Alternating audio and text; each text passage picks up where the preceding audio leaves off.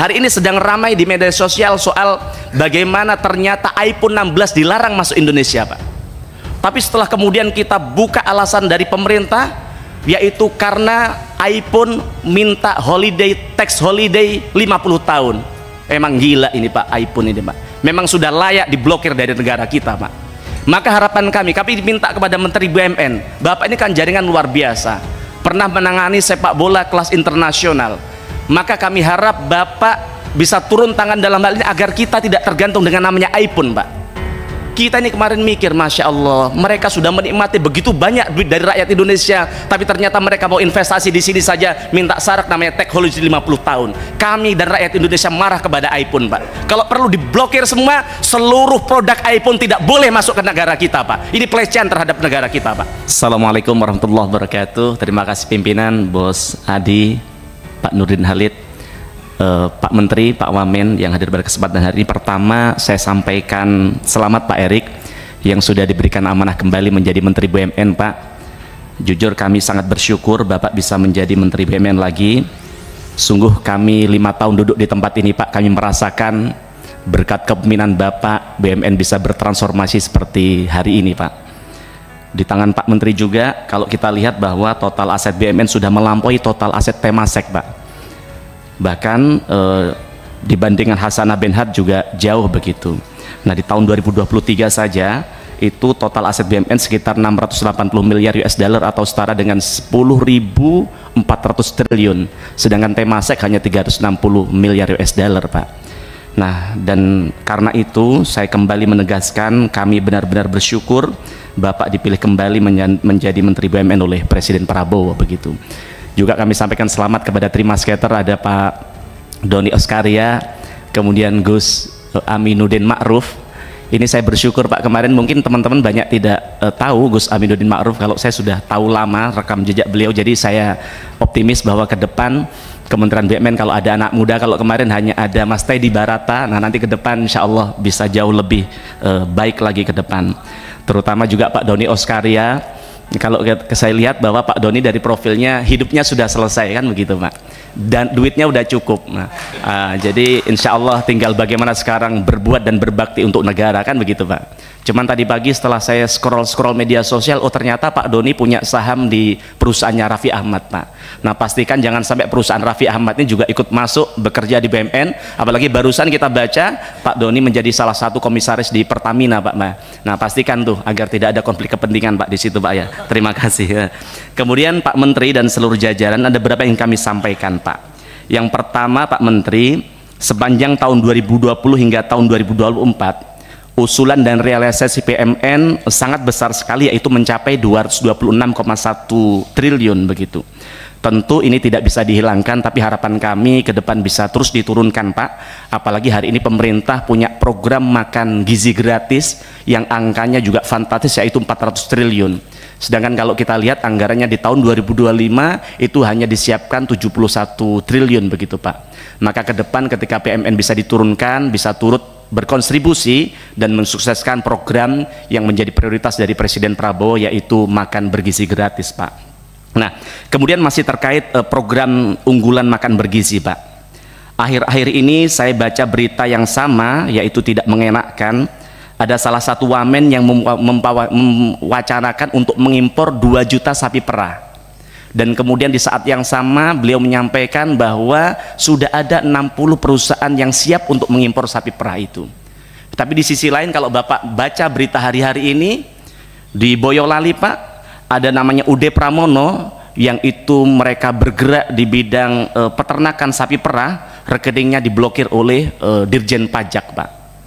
Tentu saya tidak sedang membahas benar atau salah, tapi lebih pada melihat ratusan peternak sapi perah ini bergantung hidupnya pada UD Pramono, Pak. Bagaimana ternyata rakyat ini yang punya sapi-sapi perah ini selama ini menyalurkan hasil susunya ke UD Pramono, yang kemudian bahkan ketika mereka tidak punya duit, mereka UD Pramono itu memberikan pinjaman secara gratis kepada para UMKM ini, Pak. Nah, pada konteks ini kami berharap Pak Erik melalui BUMN Pangan, Pak, untuk ikut turun membantu ini, Pak, ekosistem yang sudah terbentuk di Boyolali ini, Pak.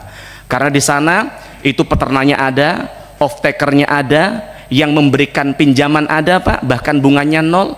Juga ada industri yang mau ngambil susunya, tapi kemudian ini hari ini karena UD Pramono tadi sedang bermasalah, maka kemudian susunya tidak bisa terserap, peternakan sudah mulai beralih dijualin. Nah, maka harapan kami membangun ekosistem ini tidak mudah. Maka ke depan kita berharap BUMN Pangan Pak bisa Bapak tugaskan untuk turun ke sana, mengecek apakah bisa berkolaborasi untuk menyelamatkan ini, atau jika tidak PKBL Bapak bisa kolaborasikan dengan mereka agar ekosistem ini bisa tetap terjaga Pak.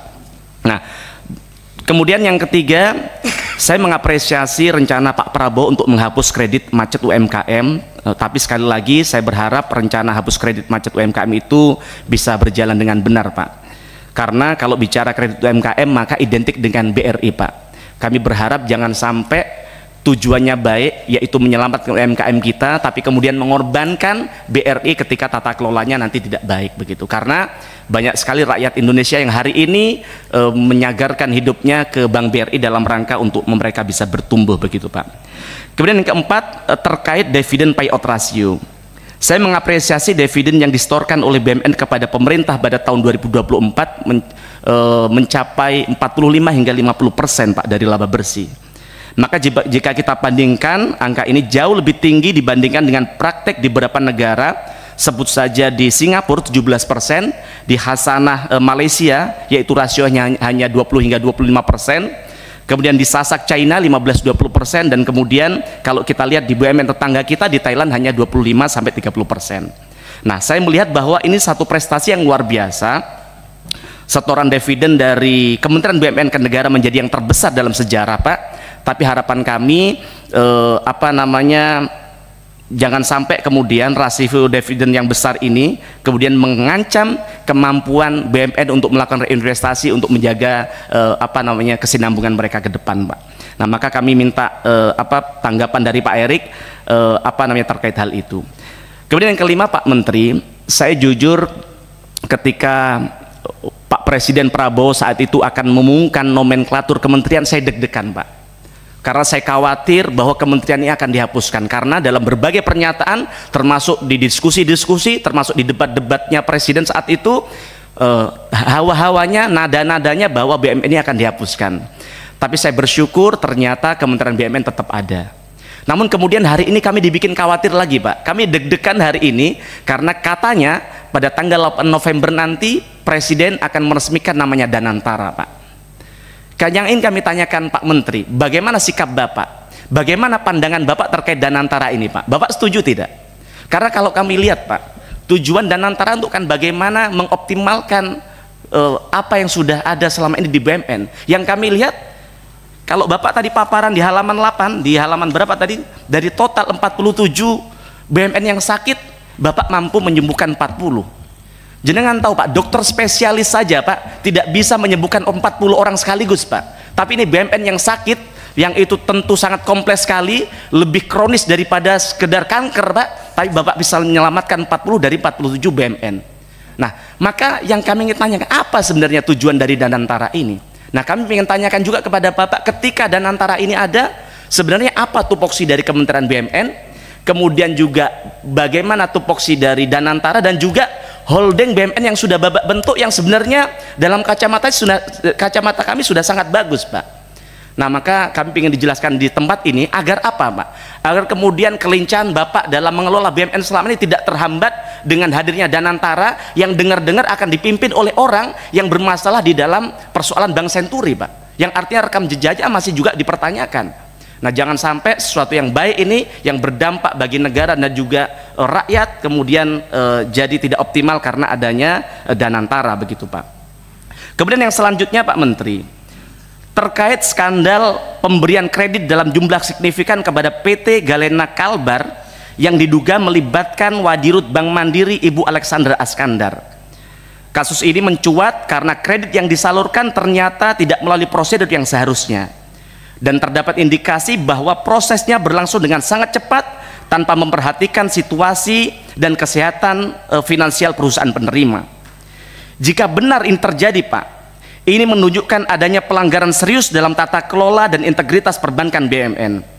Ini tidak hanya merugikan Bank Mandiri, tidak hanya menyakiti perasaan rakyat yang hari ini mereka mengakses kredit kur saja Pak. Rakyat mengakses kredit kur 10 juta saja prosedurnya sangat rumit, bahkan ujung-ujungnya tidak di-approval karena kuotanya sudah habis begitu. Tapi di satu sisi Wadirut Bank Mandiri Bu Alexandra Pak memberikan kredit yang jumlahnya ratusan miliar rupiah kepada seseorang yang diindikasikan dengan tata kelola dan prosedur yang tidak baik Pak begitu, yang tidak tepat begitu. Maka kami minta pada kesempatan ini kepada Kementerian BUMN untuk dengan serius mencermati kasus ini, karena kasus ini bukan hanya soal individu Pak, tetapi juga mencerminkan ketidakberesan dalam manajemen risiko dan pengawasan kredit di institusi BUMN. Kemudian yang terakhir Pak Menteri, hari ini sedang ramai di media sosial soal bagaimana ternyata iPhone 16 dilarang masuk Indonesia Pak. Tapi setelah kemudian kita buka alasan dari pemerintah, yaitu karena iPhone minta holiday, tax holiday 50 tahun. Emang gila ini Pak, iPhone ini Pak. Memang sudah layak diblokir dari negara kita Pak. Maka harapan kami diminta kepada Menteri BUMN, Bapak ini kan jaringan luar biasa, pernah menangani sepak bola kelas internasional. Maka kami harap Bapak bisa turun tangan dalam hal ini agar kita tidak tergantung dengan namanya iPhone Pak.